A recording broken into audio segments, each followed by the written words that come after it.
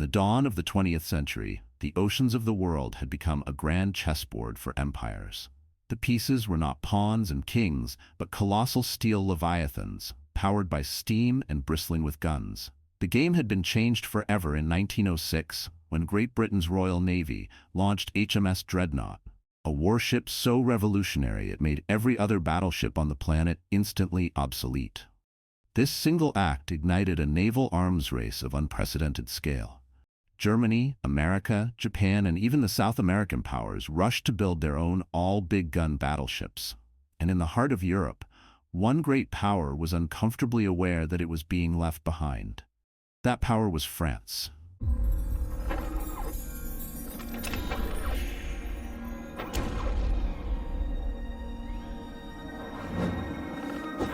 For decades, the French Marine Nationale had been a pioneer in naval technology. They had invented the shell gun, built the first seagoing ironclad, and experimented with bold, often eccentric warship designs. But by 1907, they found themselves without a single dreadnought laid down, while their rivals were launching them in droves. Across the Alps, Italy was planning its own dreadnought, and its ally, Austria-Hungary, was not far behind. The balance of power in the Mediterranean was at stake. The French government, after years of political indecision and naval stagnation, finally realized the danger. It was time to answer. The result was the Courbet-class, France's first dreadnoughts, and a statement of national pride cast in 23,000 tons of steel. Their story, however, would be far more complex and dramatic than their creators could ever have imagined. The design of the Courbet-class was a product of both ambition and compromise. The French naval architects were tasked with creating a ship that could match the firepower of foreign dreadnoughts while still adhering to the fleet's existing infrastructure, like dock sizes. 4 ships were authorized under the 1910 naval law. The lead ship Courbet, followed by Jean Bart, Paris, and France. Their main armament was formidable on paper. 12 massive, 12-inch, 305mm guns. The problem was how they were arranged. Instead of placing all the turrets on the centerline for maximum efficiency, a design feature that was becoming standard, the French opted for a peculiar layout. 2 turrets were placed forward and 2 aft, both in super-firing pairs, which was perfectly logical. But then 2 more turrets were added as wing turrets, 1 on each side of the ship amidships. This arrangement, a relic of pre-dreadnought thinking, created a significant flaw. While the ship could theoretically bring 10 of its 12 guns to bear on a broadside, only 6 could fire directly ahead or astern. It was an inefficient use of weight and firepower, a compromise that made them slightly inferior to their British and German contemporaries from the moment they were designed. It was a classic case of taking 1 step forward and half a step sideways. Their protection scheme was also uniquely French. Instead of concentrating thick armor around vital areas, the Courbets had a relatively thin main armor belt that extended over a much larger portion of the hull. The theory was that it was better to protect more of the ship against medium-caliber guns than to proof a small part of it against heavy shells. This would be a point of contention for their entire lives. Powered by 24 coal-fired boilers, they could make a respectable 21 knots, but their range was limited. Designed primarily for operations in the confined waters of the Mediterranean, not the open Atlantic. They were powerful, imposing symbols of French engineering, but they were also imperfect, born with flaws that would define their careers. Between 1911 and 1913, all 4 slid down the slipways and were commissioned into a world teetering on the brink of war. When the guns of August roared to life in 1914, signaling the start of World War I, the Courbet-class was the backbone of the French battle fleet. Their primary mission was clear: sail to the Mediterranean and bottle up the Austro-Hungarian Navy in the Adriatic Sea. Under the command of Admiral de la Barrère, with the Courbet as his flagship, the fleet swept south. Their first and only major surface action came swiftly.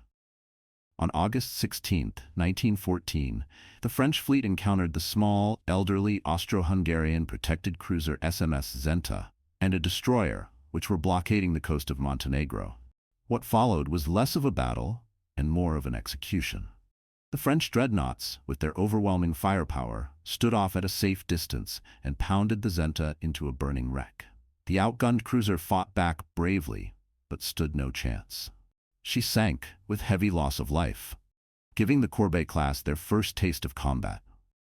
However, this initial success was not a sign of things to come.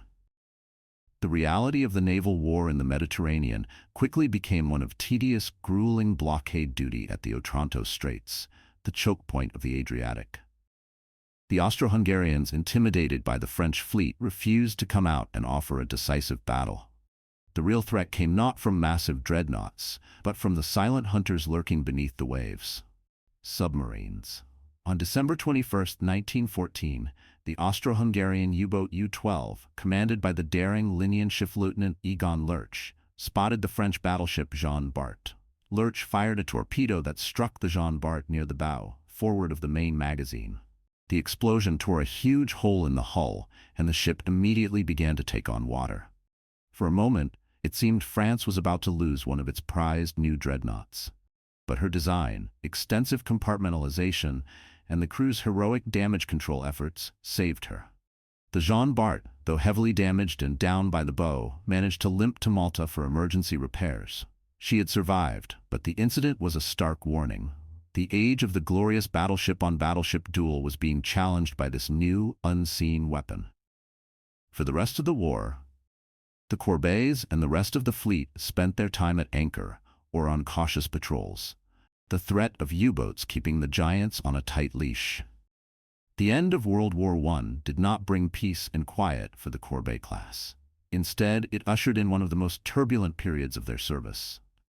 In 1919, while stationed in the Black Sea as part of the Allied intervention against the Bolsheviks in Russia, crews on several French ships, including the France and the Jean Bart, mutinied. Inspired by socialist ideals and exhausted by years of war, the sailors demanded to be sent home. The mutiny was a serious crisis for the French Navy, a blow to its prestige that was eventually suppressed, but it left deep scars. Just 3 years later, in 1922, a far greater tragedy struck. While navigating the treacherous waters of Quiberon Bay off the coast of Brittany, the battleship France, pride of the fleet, struck an uncharted rock. The rock ripped a massive gash in her hull. Despite the crew's desperate efforts to save her, the flooding was uncontrollable. Within 4 hours, the 23,000-ton dreadnought capsized and sank, taking 3 crew members with her. The loss of a flagship in peacetime was a national humiliation and a heartbreaking end for a ship named after the nation itself. France was now down to 3 dreadnoughts, and they were rapidly aging. Throughout the 1920s and 1930s, the surviving trio, Courbet, Jean Bart, and Paris, underwent a series of modernizations. Their old coal-fired boilers were replaced with more efficient oil-fired models. Their fire control systems were updated, and their anti-aircraft armament was increased. The angle of their main guns was also increased to extend their range. But these were mere tune-ups on an outdated platform. They couldn't fix the fundamental flaws in their design, like the awkward wing turrets. By the mid-1930s, with new fast battleships like the Dunkirk-class entering service, the Courbets were thoroughly obsolete. They were relegated to the role of training ships. The Jean Bart was disarmed completely in 1936, becoming a stationary school ship at Toulon and being appropriately renamed Océan to avoid confusion with the new, state-of-the-art battleship Jean Bart, then under construction. The Courbet in Paris settled into a quiet routine of training the next generation of French sailors, their days as frontline combatants seemingly over forever. When World War II erupted in September 1939, the idea of these ancient battleships seeing combat was almost laughable. The Paris and Courbet were serving as gunnery training ships, their engines worn and their systems decades old. But the swift and shocking German invasion of France in May 1940 changed everything. As the French army crumbled under the Blitzkrieg, every available weapon was thrown into the fight. In a desperate act, the old dreadnoughts were hastily made ready for battle. In June 1940, both Paris and Courbet were tasked with providing heavy gunfire support for the defenders of the port city of Cherbourg. From several miles offshore, their 12-inch guns, silent for over 2 decades, once again spoke in anger, raining shells down on the advancing German columns. The Courbet later moved to defend Le Havre. It was a valiant last stand, but it could not stop the tide. As France collapsed, the survival of the French fleet became a paramount concern. With the Germans closing in, the Courbet and Paris, along with a flotilla of smaller vessels, made a perilous run for safety across the English Channel, arriving in the British ports of Portsmouth and Plymouth. They had escaped the fate of capture, but their ordeal was not over. Back in Toulon, their disarmed sister ship, the hulk Océan, lay at her moorings. When the Germans occupied the rest of France in November 1942 during Case Anton, they seized the old ship. She was of little military value, but the Germans used her for experiments, testing shaped-charge explosives on her armor. Her end came in 1944, when she was hit and sunk during an Allied air raid targeting the Toulon fleet. Meanwhile, in Britain, the fate of the ships that had escaped was about to take a dramatic turn. Fearing that the French fleet could fall into German hands, British Prime Minister Winston Churchill made a ruthless decision. On July 3, 1940, he launched Operation Catapult, the seizure or neutralization of all French warships within reach. In the dead of night, British Marines stormed aboard the Courbet and Paris, taking the surprised French crews into custody. It was a bitter, ugly moment between allies, but for the British, it was a brutal necessity. For the next few years, the two old battleships lay idle, used as accommodation ships and depot ships by the Royal Navy and the Polish Navy in exile. Their war, it seemed, was finally over. But for the Courbet, the most extraordinary chapter was yet to be written. In early 1944, Allied planners were finalizing the details for the most ambitious amphibious invasion in history. Operation Neptune, the D-Day landings in Normandy. One of the greatest challenges was the lack of a deep water port to unload the millions of tons of supplies needed to sustain the invasion force. The solution was breathtaking in its audacity. They would bring their own harbors with them. These were the Mulberry Harbors, massive artificial ports made from prefabricated concrete caissons and a line of scuttled block ships codenamed Gooseberries. They needed old, large, robust ships to form the core of these breakwaters, and the obsolete French battleship Courbet was the perfect candidate. She was handed over to the Free French forces, who were honored that their old ship would play a part in the liberation of their homeland. Her engines were beyond repair, and much of her equipment was stripped out. But that didn't matter. Her final mission required no power, only her immense bulk. She was patched up, her empty spaces partially filled with concrete to ensure she settled evenly on the seabed and prepared for her final journey. In early June 1944, the once proud flagship was taken under tow, a ghost ship pulled by tugs across the choppy waters of the English Channel towards the coast of France.